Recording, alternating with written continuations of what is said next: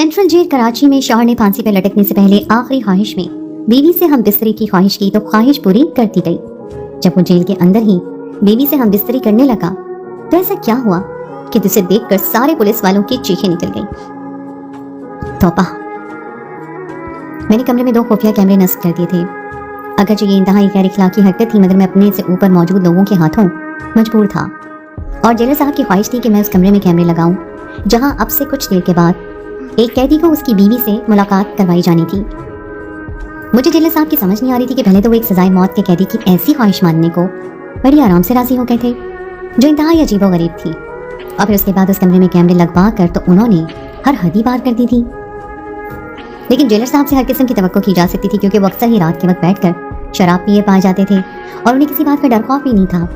शायद ये उनका ओहदा था जिसकी वजह से उन्हें किसी का भी खौफ नहीं था, या फिर उनके ऊपर तक के ताल्लुकात। मगर मुझ जैसे इंसान के लिए ये बात बिल्कुल भी नाकाबिले कबूल थी कि कमरे में कैमरे लगाकर किसी भी मियाँ बीवी के दरमियान होने वाली मामलात को देखा जाए। कैमरे लगाने के बाद मैं बिना इरादा ही उस कैदी की बैरक पे पहुंच गया जहां वो तन्हा बैठा था। मैं जब भी उसका चेहरा देखता तो मुझे अजीब सा एहसास होता। 2 दिन के बाद उसे सजाए मौत होने वाली थी और उसके चेहरे पर ऐसा सुकून था जैसे उसने कत्ल नहीं किया हो बल्कि कोई नेकी की हो। वो इस तरह की कैफियत जो यहाँ मौजूद दूसरे सजाए मौत पाने वाले कैदियों के चेहरे पर नजर आती थी उसके चेहरे पर बिल्कुल भी नहीं थी। ना ही उसे मौत का डर था और ना ही अपने किए पर कोई पशेमानी। अब भी वो बहुत सुकून से बैठा था। मैं उसके पास जाकर पंजों के बल बैठा और उसकी आंखों में आंखें डालकर उससे पूछा, क्यों भाई कैदी नंबर 517, तुम्हें मौत का खौफ नहीं है? मरने से पहले कोई ऐसी ख्वाहिश का इजहार करता है? हद है, तुम तो मरने से पहले भी अपनी बीवी के साथ सुहाग रात मनाना चाहते हो। मेरी मानो तो अपनी इस ख्वाहिश से पीछे हट जाओ और खुदा को याद करो। मेरी बात को उसने कोई जवाब न दिया। मैं बस उसके चेहरे को पढ़ता वहां से खड़ा हो गया। मैंने आज तक ऐसा सुकून किसी भी चेहरे पे नहीं देखा था। बस यही बात मुझे बार बार तजस्सुस में मुब्तला कर रही थी कि इंसानी फितरत के खिलाफ कैसे वो शख्स मौत को सामने पाकर भी इतना मुतमईन है। मैं नहीं चाहता था कि उसकी बीवी और वो इस कमरे में जाएं, लेकिन हिस्सा मेरे हाथ में नहीं था। उस कैदी की उम्र महज 28 साल थी। उसने अपने जिगरी यार को कत्ल किया था और उसी की मौत के जुर्म में वो यहाँ तक पहुंचा था। लेकिन हैरत की बात थी कि यह कत्ल उसने क्यों किया था ये बात कोई भी नहीं जानता था। ना उसने कोई वजह बयान की थी, बल्कि उसने खुद पुलिस को गिरफ्तारी दी थी और इस बात का इतराफ भी किया था कि वो कातिल है। लेकिन जब उससे कत्ल की वजह पूछी गई तो उसने अपनी ज़बान पर ताला लगा लिया। अदालत में भी उसने खुद कबूल किया कि वो कातिल है, मगर कत्ल की वजह तब भी ना बताई, और चूंकि उसने खुद जुर्म कबूल किया था इसीलिए उसे सजाए मौत दे दी गई। मकतूल के घर वालों ने बहुत हंगामा खड़ा कर रखा था। उनका कहना था कि हमारा बेटा उसका बचपन का दोस्त था, उन दोनों के दरमियान कभी कोई झगड़ा नहीं हुआ था, फिर भी ना जाने क्यों इसने अपने दोस्त को मार डाला है।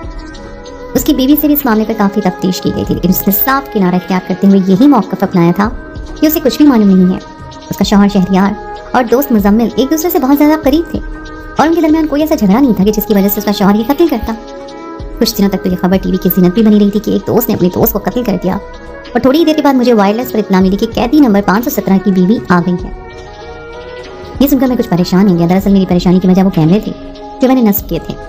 मेरी नज़र में ये बात बहुत ही घटिया थी कि जेलर साहब उन कैमरों की मदद से मियाँ बीवी के साथ ही मुलाकात के मंत्र को देखेंगे, लेकिन मैं नौकरी के हाथों मजबूर था। इस नौकरी को हासिल करने के लिए मैंने 5 लाख रुपए की रिश्वत खिलाई थी, और अब जब ये सरकारी नौकरी मुझे मिल गई थी तो मुझे वही सब कुछ करना था जो बड़े मुझसे चाहते थे। अगर मैं उनके खिलाफ कुछ भी करता तो या तो मेरा ट्रांसफर हो जाता या फिर नौकरी ही खत्म हो जाती। बस इसीलिए मैंने उस वक्त भी अपने मुंह पर ताला लगा लिया था। जेलर साहब के हुक्म पर मैं इस कैदी की बीवी को उस कमरे में पहुंचा गया। उसकी बीवी बहुत ही जवान और खूबसूरत थी, कोई भी उसका आशिक हो सकता था, मगर उसने खुद को चादर में छुपा रखा था। एक दफा चादर का पल्लू छूटने पर ही मैंने उसका चेहरा देखा था। शायद वो पर्देदार थी या फिर यहाँ आते हुए उसने पर्दा करना मुनासिब समझा था। मैं सोच रहा था कि अगर जेलर साहब की नजर उस औरत के चेहरे पर पड़ी तो यकीनन उनकी नीयत खराब हो जाएगी। वो औरतों के बड़े ही शौकीन थे और अक्सर ही रात को उनके कमरे में औरतों को लाया जाता था, और वहाँ क्या होता था ये बात बिना देखे भी मुझे मालूम थी। जेलर साहब के हुक्म पर कैदी नंबर 517 को इस कमरे में भेज दिया गया, और भेजने से पहले उन दोनों मियाँ बीवी की मुकम्मल तौर पर तलाशी ली गई थी ताकि कुछ गलत न हो सके। आज तक कभी किसी कैदी ने ऐसी अनोखी ख्वाहिश का इजहार नहीं किया था, इसीलिए ये जेल की तारीख में पहली दफा था और इस बात को खुफिया ही रखा गया था। जेलर साहब ने ना ही किसी से इजाजत ली थी और ना ही इस बात को किसी के सामने बयान किया था, और ये बात मुझे बाद में पता चली कि उन्होंने इस ख्वाहिश को रद्द करने के बजाय पूरा करना क्यों जरूरी समझा। 2 पहरेदार उस कमरे के बाहर तैनात थे। कमरे के दरवाजे पे कोई लॉक या कुंडी मौजूद नहीं थी। उन दोनों को छोड़ने के बाद जेलर साहब के हुक्म पर मैं उनके कमरे में पहुंचा तो वो लैपटॉप खोल कर बैठे थे। उन्होंने मुझे भी अपने साथ बैठने का इशारा किया। मेरी उनसे काफ़ी ज़्यादा बातचीत थी। वो मुझ पर बहुत भरोसा करते थे। कहने लगे, आओ हम भी थोड़े मजे करते हैं। और ये सुनकर मैं शर्मिंदा हो गया और मैंने कहा कि नहीं साहब, मैं जेल का राउंड लगा लेता हूँ, आप बैठिए। लेकिन वो ना माने और कहने लगे, तुम भी मेरे साथ बैठ जाओ। मरने से पहले उस कैदी की अजीब और गरीब ख्वाहिश ने मुझे मजबूर किया कि मैं देखूं तो सही आखिर उसकी बीवी में ऐसा क्या है जो उसे मौत के वक्त अपनी बीवी से हम बिस्तरी करने की ख्वाहिश त्यागी है। कुछ तो ऐसा होगा ना जो मरने से पहले भी उसे अपनी बीवी का साथ चाहिए। उसकी मरने के बाद उसकी बीवी बेवा हो जाएगी, बेचारी गरीब औरत है, हम ही इसके खाने पानी का कुछ इंतजाम कर देंगे। ये कहकर वो बहुत जोर से हंसे थे और उनकी हंसी में मौजूद मक्कारी और कमीनगी मुझे साफ दिखाई देती। मैं जान गया था कि उनकी नीयत में कौन सा फतूर है जिसने उन्हें ये कैमरे लगवाने पर मजबूर किया है और जिसकी वजह से उन्होंने ऐसी अनोखी ख्वाहिश को पूरा किया है। वो इस वीडियो की मदद से बाद में उस औरत को ब्लैकमेल करके बड़े आराम से अपने गंदे मकसद हासिल कर सकते थे। और ये बात समझ में आते ही मुझे अपने आप से घिन आने लगी कि मैंने उनके कहने पे कैमरे क्यों लगाए। एक इज्जतदार औरत सारी जिंदगी उनके पैरों में रोने वाली थी। मैं खुद शादीशुदा था, इसलिए शायद हर बात को बहुत ज्यादा महसूस कर रहा था। जेलर साहब ने जबरदस्ती मुझे अपने साथ बिठाया। स्क्रीन पर उस कमरे के अंदर का मंजर वाज़ेह नजर आने लगा।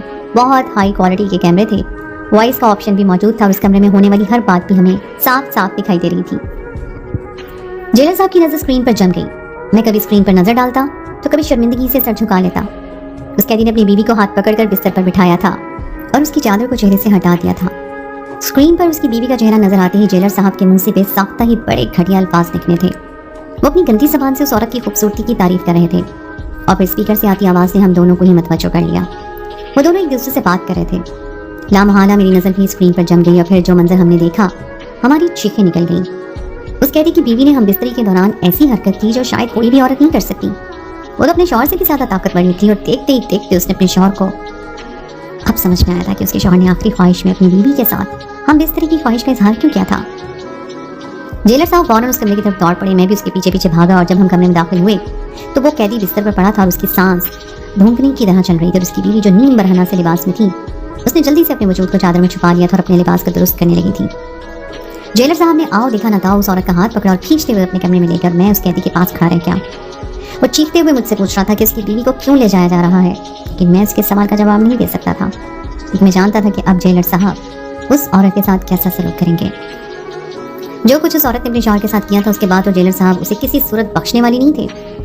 मैंने उस कैदी को बैठने का इशारा किया और खुद भी उसके सामने बैठ गया और ये पहली दफा था जब मैंने आज उसकी आवाज सही तरह से सुनी थी, वरना वो कभी बात ही नहीं करता था। मैंने उसे कहा कि अपने बारे में सब कुछ सच बताओ और तुमने ये गुनाह क्यों किया ये भी बता दो। उसने फिर खामोशी से सर झुका दिया तो मैंने उसे सख्ती से कहा कि जो कुछ भी इस कमरे में तुम दोनों मियां बीवी के दरमियान हुआ है वो सब कैमरे में रिकॉर्ड है। अगर तुम अपने जुर्म की वजह नहीं बताओगे तो ये रिकॉर्डिंग दुनिया के सामने पेश कर दी जाएगी, तुम्हारी बीवी की इज्जत पामाल हो जाएगी और दुनिया देखेगी कि तुम दोनों के दरमियान क्या हुआ है। इसलिए बेहतर है कि तुम मुझे वो वजह बता दो जिस वजह से तुम यहाँ हो और ये बात भी बताओ कि तुमने क्यों आखिरी ख्वाहिश के तौर पर अपनी बीवी को यहाँ बुलवाया। रिकॉर्डिंग वाली बात सुनकर उस कैदी के चेहरे पे एक अजीब सा तासुर पैदा हुआ था और फिर उसने आहिस्ता आहिस्ता हर बात बतानी शुरू कर दी। उसका नाम शहरयार था। वो कराची के एक पसमानदा इलाके से ताल्लुक रखता था और बचपन से ही उसकी और मुजम्मिल की बड़ी गहरी दोस्ती थी। उसके लिए उसका दोस्त उसकी जिंदगी था और अपने दोस्त के बगैर वो कभी कोई कदम नहीं उठाता था। दोनों दोस्तों ने ना सिर्फ तालीम एक साथ हासिल की बल्कि एक ही कंपनी में नौकरी भी करने लगे। नौकरी कुछ बेहतर हुई तो घर वालों ने शादी के बारे में बात की और फिर उनकी वालदा ने अपनी पसंद से ही उसके लिए एक लड़की का इंतखाब कर लिया और इस तरह शहरयार की जिंदगी में उसकी बीवी नूर आ गई। खूब धूमधाम से उन दोनों की शादी हुई और उसकी शादी पर अगर कोई सबसे ज्यादा खुश था तो वो उसका दोस्त मुजम्मिल था। नूर अपने साथ अपनी अच्छी किस्मत भी लेकर आई और शहरयार का प्रमोशन हो गया। मुजम्मिल उसी जगह पर रह गया जहाँ वो पहले था क्योंकि मुजम्मिल का ध्यान नौकरी से कहीं ज्यादा दूसरी चीजों पर था, शायद इसीलिए वो तरक्की नहीं कर सका था। शहरयार की वालदा दूसरे शहर बड़े बेटे के पास चली गई। यहाँ शहरयार और उसकी बीवी नूर ही रह गए थे और नौकरी पर ज्यादा देर होने की वजह से शहरयार को घर के छोटे मोटे कामों का मसला होने लगा। चूंकि मुजम्मिल की प्रमोशन नहीं हुई थी इसलिए उस पर दफ्तरी कामों का दबाव भी ज्यादा नहीं था, इसलिए शहरयार अपने घर के कामकाज उससे कहता और उसे पैसे देकर नूर को सौदा सब्जी मंगवा देता। सब कुछ बिल्कुल ठीक चल रहा था, कोई परेशानी नहीं थी। लेकिन फिर नूर का रवैया आहिस्ता आहिस्ता तब्दील हो गया। वो हर वक्त परेशान नजर आती, शहरयार से बात करने से भी कतराती। उन दोनों के दरमियान अजीब सी दूरी पैदा हो गई थी और घर में भी खामोशी रहने लगी थी। शहरयार इस बात को बहुत ज्यादा महसूस कर रहा था कि नूर मुस्तकिल परेशान है, लेकिन उसके पूछने पर भी नूर ने कभी कोई जवाब न दिया। और फिर एक दिन जब शहरयार ने सख्ती से नूर से पूछा कि क्या मसला है तो उसने ऐसी बात कही जो शहरयार के गम गुमान में भी नहीं थी। उसने बताया मुजम्मिल इस पर बुरी नजर रखता है और उसे परेशान करता है और यह सुनकर शहरयार गुस्से में आ गया। उसे अपनी बीवी बहुत अजीज थी लेकिन साथ ही मुजम्मिल की दोस्ती पर भी पूरा एतबार था। वो कहने लगा तुम्हें कोई गलतफहमी हुई होगी, लेकिन नूर का कहना था कि उसने खुद इस बात को महसूस किया है। शहरयार को नूर की बात पर हरगिज़ भी यकीन नहीं आ रहा था और फिर उसने सोचा कि नूर को ही कोई गलतफहमी हुई है। मामूल के मुताबिक उसने अगले दिन भी मुजम्मिल को पैसे देकर कुछ सौदा बता दिया जो उसे दफ्तर से वापसी में खरीदते हुए नूर के घर पहुंचाना था। मुजम्मिल खुशी खुशी पैसे लेकर निकल गया तो शहरयार के दिल में ये बात आई कि उसे भी पीछे जाकर देखना चाहिए कि नूर ठीक कह रही है या फिर उसे कोई गलतफहमी हुई है। मुजम्मिल के पीछे जब शहरयार घर पहुंचा तो उसके होश हवास ठिकाने आ गए। वो ड्राइंग रूम के दरवाजे पे ही रुक गया। मुजम्मिल और उसकी बीवी ड्राइंग रूम में बात कर रहे थे और उन दोनों की बातों ने शहरयार को हक्का पक्का कर दिया था। नूर कह रही थी कि बस मुजम्मिल बहुत हो गया, अब तुम अपनी हद में रहो, और मुजम्मिल उससे कह रहा था कि अगर नूर ने उसकी बात न मानी तो वो जबरदस्ती अपनी हर हद पार कर गुजरेगा। एक लम्हे में ही शहरयार की नजर में दूध का दूध और पानी का पानी हो गया। वो जान गया कि नूर जो कुछ कह रही थी वो सब कुछ सच था। नूर की परेशानी वजह भी उसे समझ आ गई थी, लेकिन इसमें इतनी हिम्मत नहीं थी कि उन दोनों के सामने जाता। जिस दोस्त पर उसे बहुत मान था, उस पर भरोसा करके उसे अपने घर भेजा करता था, उसी दोस्त ने उसकी पीठ पर खंजर घोंपा था। मुजम्मिल की खातिर तो उसने नूर की हर बात को भी झुठला दिया था। वो वापस उल्टे कदमों घर से बाहर निकल गया। इस बात को 2 दिन गुजर गए थे और शहरयार के दिल में एक आग सी जल रही थी। उसने अपनी बीवी नूर को रहने के लिए मैके भेजा और खुद दफ्तर से वापसी में मुजम्मिल को अपने साथ घर ले आया। वो मुजम्मिल से जानना चाहता था कि उसने ऐसा क्यों किया, लेकिन जब यही बात उसने मुजम्मिल से पूछी तो मुजम्मिल ने जो कुछ उससे कहा वो सुनकर उसे मजीद गुस्सा आ गया। मुजम्मिल ने नूर पर इल्जाम लगाया था कि नूर उसे जानबूझकर अपनी तरफ रागिब करती है और वो एक अच्छी औरत नहीं है। मुजम्मिल ने शहरयार को बताया कि नूर के पहले भी कई लड़कों के साथ चक्कर थे, उसका किरदार ठीक नहीं है। ये सुनकर शहरयार तैश में आ गया। अपनी बीवी के हवाले से ऐसी बात उसे बर्दाश्त न हुई और उसने गुस्से में मुजम्मिल को मारना शुरू कर दिया। मुजम्मिल जवान मर्द था, उसने भी पलट कर हाथ उठाया तो शहरयार ने गुस्से में वही रखी फ्रूट काटने वाली छुरी उठाकर उस पर वार किया और ये सब कुछ इतना अचानक हुआ कि सीधे मुजम्मिल की शहरग ही कट गई। कुछ ही लम्हों में मुजम्मिल ने उसी कमरे में दम तोड़ दिया और जब शहरयार को होश आया तो सब कुछ खत्म हो चुका था। उसने खुद ही पुलिस को फोन करके इतला दी, क्योंकि वो कोई आज़मी मुजरिम नहीं था। वो खुद भी सदमे में था कि उसने ये क्या किया है, और फिर शहरयार ने खुद ही अपना गुनाह कबूल करते हुए अपने आप को पुलिस के हवाले कर दिया।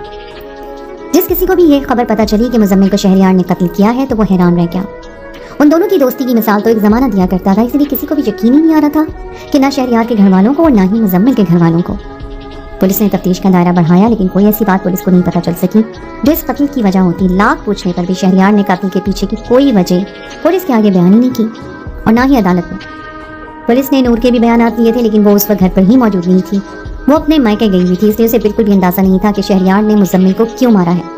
उसने मुजम्मिल के खिलाफ थोड़ा बहुत शहरयार के कानों में जहर ढूंढेला था, लेकिन उसे ये अंदाजा नहीं था कि शहरयार ये कर गुजरेगा। अपनी इज्जत को बचाने के लिए उसने पुलिस के आगे कोई बात ही नहीं कही थी। 4 महीने केस चलने के बाद शहरयार को सजाए मौत की सजा सुना दी गई थी, लेकिन हैरत की बात थी कि सजा सुनने के बाद भी शहरयार की आंखों से कोई आंसू नहीं गिरा था। वो बिल्कुल खामोश था और एक बार उससे जेल में मुलाकात करने के लिए उसकी बीवी आई थी, लेकिन बहुत ही सरसरी सी मुलाकात थी। और फिर शहरयार ने मरने से पहले अपनी बीवी से हमबिस्तरी की ख्वाहिश का इजहार कर दिया। मुझे और जेलर साहब को लगा था कि शायद वो अपनी बीवी से बहुत मोहब्बत करता है और इसीलिए उसे आखिरी दफा मिलना चाहता है, लेकिन स्क्रीन पर नजर आने वाले मनाजिर तो कुछ और ही बयान कर रहे थे। जब उसकी बीवी से मिलने के लिए आई, उसने उसे अपने सामने बिठाया और उसे कहने लगा कि तुम्हारा सच मुझे पता चल गया है। मैं जान गया हूँ कि गुनहगार मुजम्मिल नहीं बल्कि तुम थी। ये कहकर उसने अपनी बीवी के लिबास को उसके वजूद से खींचा और कहने लगा तुम्हें खुद को बेआबरू करने का बहुत शौक है, आज मैं तुम्हें बेआबरू करूंगा। और ये सुनते ही उसकी बीवी बोल पड़ी कि कल तुम्हें सजाए मौत होने वाली है और तुम चाह कर भी अब कुछ खुद को नहीं बचा सकते। अगर तुम मेरे साथ यहाँ कुछ गलत करोगे तो तुम्हें फिर भी कुछ हासिल नहीं होगा। ये सच है कि मुझे तुमसे ज्यादा मुजम्मिल पसंद आ गया था, इसलिए मैं उसे अपनी तरफ बुलाने लगी, लेकिन वो हर बार तुम्हारी दोस्ती को दरमियान में ले आता और यही कहता कि वो तुम्हारे साथ कोई धोखा नहीं कर सकता। वो तो तुम्हें मेरा सच बताना चाहता था। वो जानता था कि मेरे कई लड़कों के साथ ताल्लुकात रहे हैं और इसीलिए मैंने खौफ के मारे तुम्हारे दिल में उसके लिए गलत बातें डालना शुरू कर दी, ताकि अगर वो कभी तुम्हें कुछ कहे भी तो तुम यकीन ना करो। मैं चाहती थी कि तुम उससे दूर रहो और तुम्हें मेरा सच पता न चले, और जब तुम दोनों की दोस्ती में दूरी आती तो मेरे लिए मुजम्मिल को हासिल करना भी आसान हो जाता। ये सुनते ही शहरयार ने उस पर हमला किया था और बदले में नूर ने उससे भी ज्यादा ताकत से उसे धक्का देकर मारना शुरू कर दिया। वो शहरयार से भी ज्यादा ताकतवर निकली थी और यही सब कुछ सुनने और देखने के बाद मैं और जेलर साहब भागते हुए इस कमरे में आए थे और अब सही तरह से मुझे सारा पता चल गया था। मैंने शहरयार से कहा ठीक है, मुजम्मिल के कत्ल की वजह से मुझे समझ आ गई है, लेकिन अपनी बीवी को तुमने यहाँ क्यों बुलाया था? यह सुनकर शहरयार कहने लगा कि उस वक्त तो जज्बात में आकर मैंने मुजम्मिल का कत्ल कर दिया था, लेकिन फिर जब मेरी बीवी मुझे यहाँ मिलने आई तो उसकी बातों से मुझे एहसास हो गया कि कहीं ना कहीं वही गलत है। मैंने किसी को भी मुजम्मिल के मौत के पीछे की वजह नहीं बताई कि मेरी बीवी की इज्जत खराब होगी, लेकिन अब मुझे लगने लगा था कि मेरी बीवी सही ठीक नहीं है। और फिर मेरे दिल में ये बात बैठ गई कि मैं मरने से पहले सच्चाई जरूर जानूंगा, इसलिए मैंने उसे मिलने के लिए बुलाया। लेकिन अगर वो मेरे सामने आकर अपना सच कबूल भी करती तो भी मुझे कोई फायदा ना होता, इसलिए मैंने हम बिस्तरी की बात की, क्योंकि इतने दिनों में मैं जेलर की फितरत से अच्छी तरह वाकिफ हो गया था। मैं जानता था कि वो हम दोनों मियाँ बीवी को देखने के लिए यहाँ कैमरे जरूर रखवाएगा और इसी तरह मेरा सच कैमरों में रिकॉर्ड हो जाएगा। और मेरा यकीन बिल्कुल सही साबित हुआ। मैं जानता हूँ कि यहाँ कैमरे लगे हुए हैं और हर बार कैमरों में रिकॉर्ड होती है। वो कहने लगा मुझे सजाए मौत से नहीं बचना। मुझे अफसोस है कि मैंने अपने बचपन के दोस्त की बात पर एतबार नहीं किया, मेरी वजह से वो इस दुनिया से चला गया। लेकिन अब मैं ये चाहता हूँ कि मेरी बीवी को भी इसके गुनाह की सजा मिले। वही थी जिसने हम दोनों के दरमियान नफरत का ये बीज बोया था। اس کی بات سن کر میں حیران رہ گیا تھا. وہ بہت ہی زیادہ چالاک تھا. جیلر کی فطرت کو بھانپ کر اس نے یہ سارا کھیل کھیلا تھا اور وہ کامیاب بھی ہو گیا تھا. اس کی بیوی کا اصل چہرہ کیمروں میں ریکارڈ ہو گیا تھا اور اب اس کی بیوی کو بھی سزا دی جا سکتی تھی, لیکن یہ سب کچھ جیلر کے ہاتھوں میں تھا. میں نے قیدی نمبر 517 کو واپس اس کی بیرک میں بھیج دیا. اگلے دن اسے سزائے موت ہونی تھی. میں واپس جیلر صاحب کے کمرے میں پہنچا تو ان کے کمرے کا دروازہ بند تھا. میں جانتا تھا کہ وہ اتنی آسانی سے اب اس عورت کو نہیں بخشیں گے اور نہ اپنی گندی نیت کو پورا کریں گے, بلکہ اسے سزا بھی دلوائیں گے. اور میں خاموشی سے وہاں سے ہٹ کر جیل کے راؤنڈ پر نکل گیا اور سوچ رہا تھا کہ ایک عورت کتنی زندگیاں برباد کر سکتی ہے. اب تک نور نے نہ جانے کتنے لڑکوں کی زندگی خراب کی تھی اور آخر میں اس نے اپنے شوہر کو ہی سزائے موت کی